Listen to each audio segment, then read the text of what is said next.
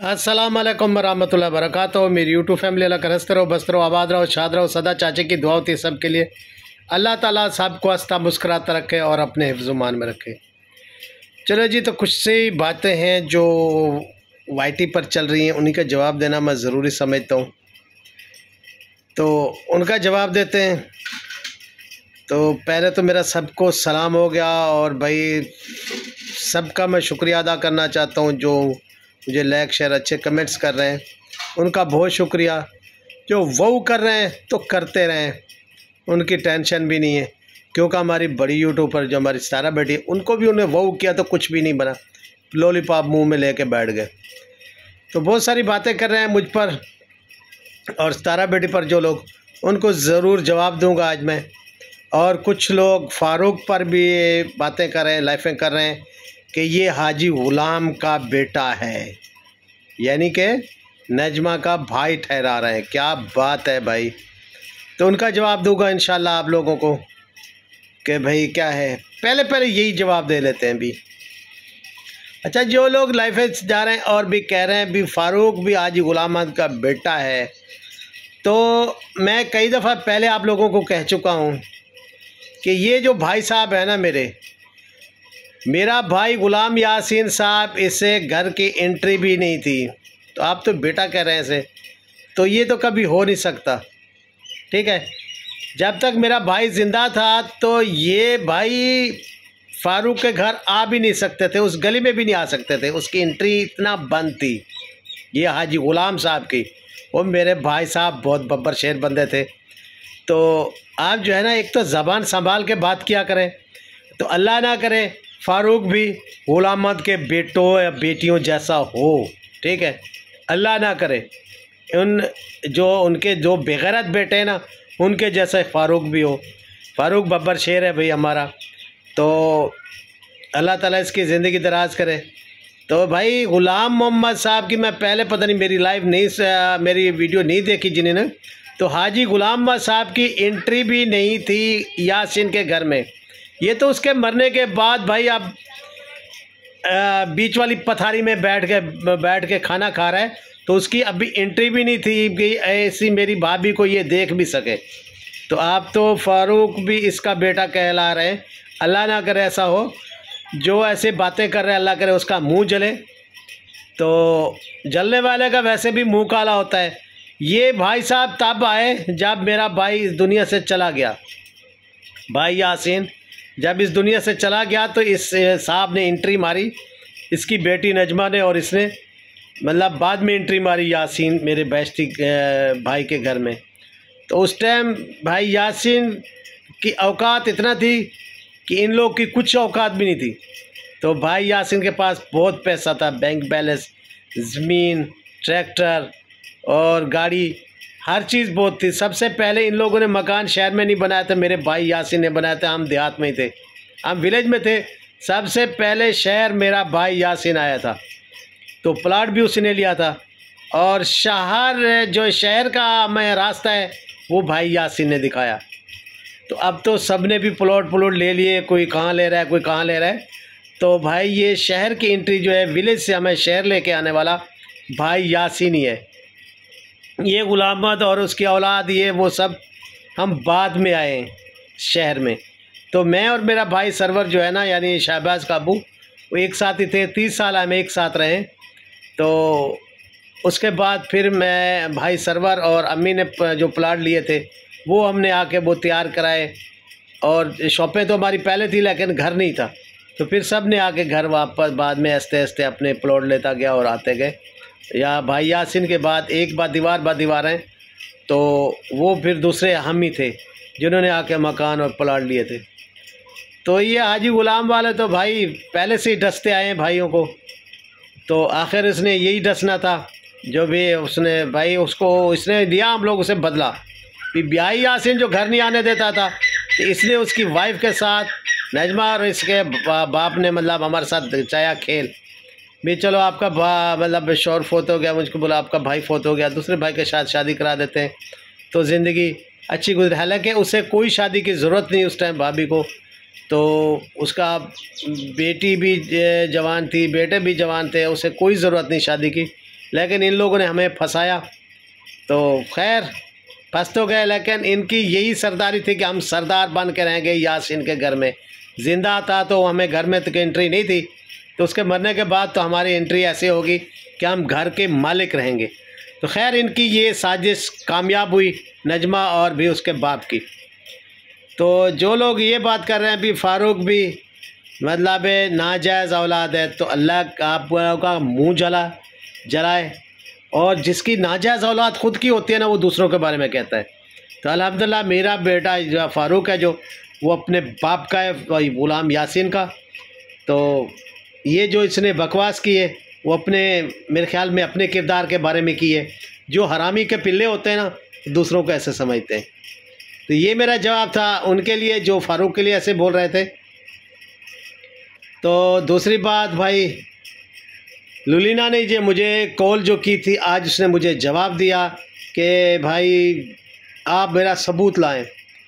तो मेरे पास इतना चीज़ें हैं, ठीक है, जब से ये केसेस शुरू हुए हैं।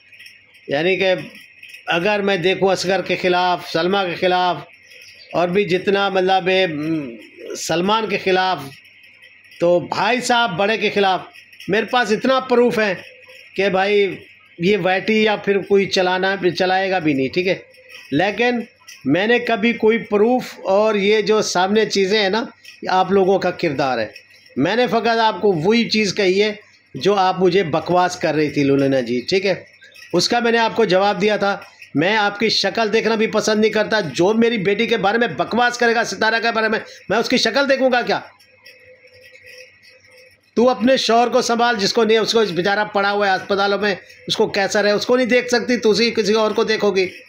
बड़ी आई तू सितारा पर बात करने वाली, भौंकने वाली असगर की रखेल।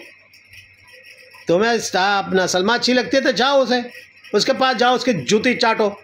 सितारा का नाम क्यों लेती हो? आ जाती हो सितारा पर बकवास करने, और मुझ पर चाचा मूंछों वाला अच्छा नहीं लगता क्या? क्लीन शेव भेज देता हूँ तेरे पास। खबीस औरत के नाम पर भी धब्बा हो तुम, जो रात दिन किसी को ट्रोल करे, सारे दिन रात बकवास करे। आप लोगों का न सितारा ने कुछ किया ना, आज तक नाम लेना भी पसंद नहीं करते। आप लोगों की शक्ल देखना भी सितारा पसंद नहीं करती।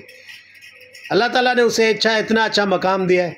अच्छी वो देखो ना, किसी अच्छी यूट्यूबर से मिल रही हैं, अच्छे कमरों में रह रही हैं, अच्छी गाड़ी में रह रही हैं। लेकिन आप लोगों को मुंह जलता है, आप लोगों का दिल जलता है, तो फिर जो है ना बकवास करने आ जाती हैं सितारा पर। तो जैसे वो टट्टी रिएक्शन है, ये सब आप लोग आते हैं बकवास करने सितारा पर। तो आप लोग जो है ना फंड खाने वाले हैं, ठीक है ना।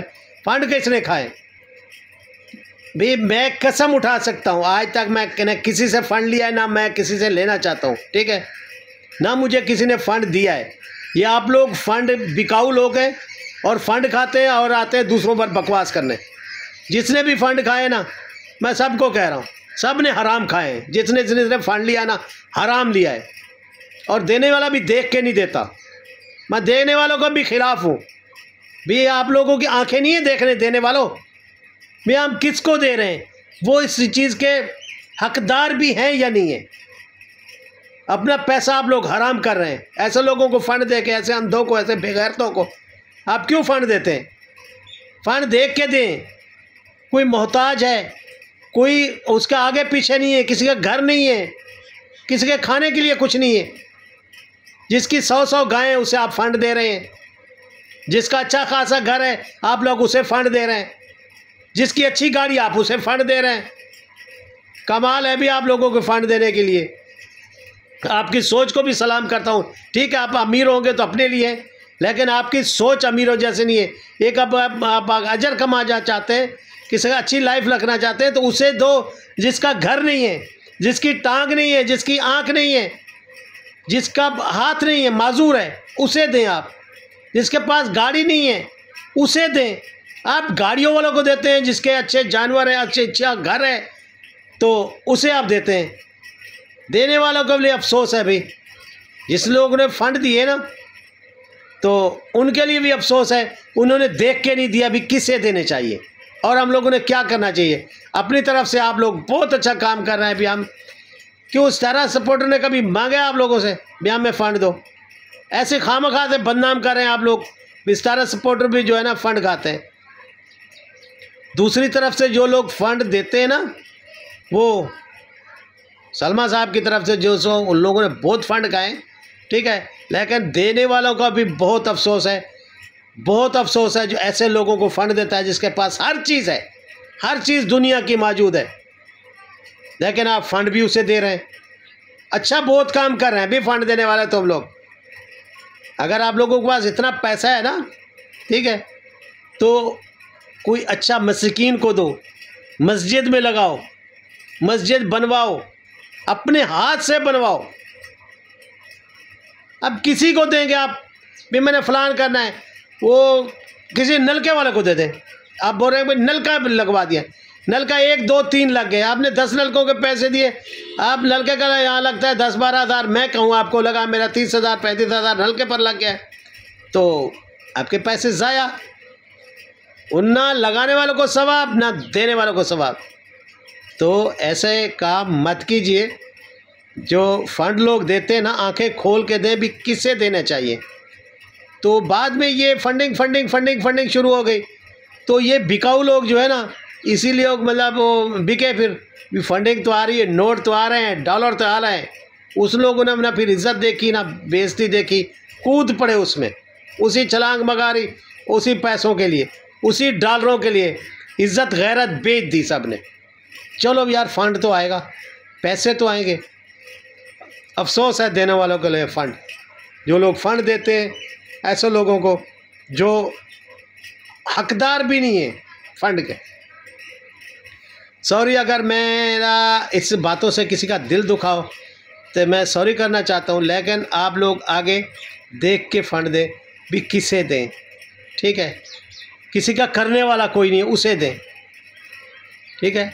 जिसके औलाद नहीं है उसे दें, जिसके माँ बाप बूढ़े बेटियां हैं उसे दें भी। माँ बाप बूढ़ा है, बेटियां नौजवान हैं, शादी करने वाली, शादी करा दें अब किसी की। तो सॉरी इतना मैं शायद आप बड़े लोगों को बोल गया, पैसों वालों को, लेकिन आप उसे फ़ंड दें जो वहाँ पर आप देखें भाई ये बूढ़े हैं, करने करताने के काबिल नहीं है। जिसका मकान है, जिसकी छत है, वो किस चीज़ का गरीब है भाई? कोई गरीब नहीं है आज पाकिस्तान में, मैं समझता हूँ कोई गरीब नहीं है बिल्कुल। जिसकी ज़मीनें हैं, सब कुछ है, आप फ़ंड भी उसे दे रहे हैं। जिसका कुछ भी ना हो आप पता करें यार इसका कुछ नहीं है, तो उसे फ़ंड दें, उसके लिए अच्छा है। जिसके पास पैसा बहुत है आप फ़ंड देते हैं तो वो अच्छा नहीं है। तो मेरी यूट्यूब फैमिली, आप जो है फ़ंड देते हैं वो संभल के दें और सोच के दें, तो आप लोगों का बहुत शुक्रिया होगा। मेरी बातों पर नाराज़ भी कोई ना हो। तो दूसरी बात आप कहूँ बे तारा का मैंने व्लॉग देखा, बहुत अच्छा लगा, बहुत प्यारे व्लॉग बना रही हैं आप भी, सब ऐसे व्लॉग बनाएं। और जो दूसरी बात कहूँगा, भाई जो भाई ने बनाया अपना फिर से चैनल बनाया, तो बहुत जल्द इंतज़ार करें, आपका बेटा फिर आएगा चर्बी, वो आपका चैनल मिटा के चला जाएगा इंशाल्लाह। तो पहले भी उसने मिटाया था आपकी बेटी ने, और उसने जो आपको आपका खाना खिला रही है, तो आप सोचा करें। तो वैसे आपको कोई ज़रूरत नहीं है भाई गुलाम अहमद साहब आपको चैनल बनाने की, आपकी आंखें सही काम नहीं करती, आपको सांस चढ़ा होता है। अल्लाह ताला ने आपको बहुत दी है, आप लोगों को आपके लिए बहुत बातें हैं, फिर लोग करते हैं तो अच्छा नहीं लगता। लेकिन चैनल चला गया था तो अच्छा हुआ, जो आपने चला लिया।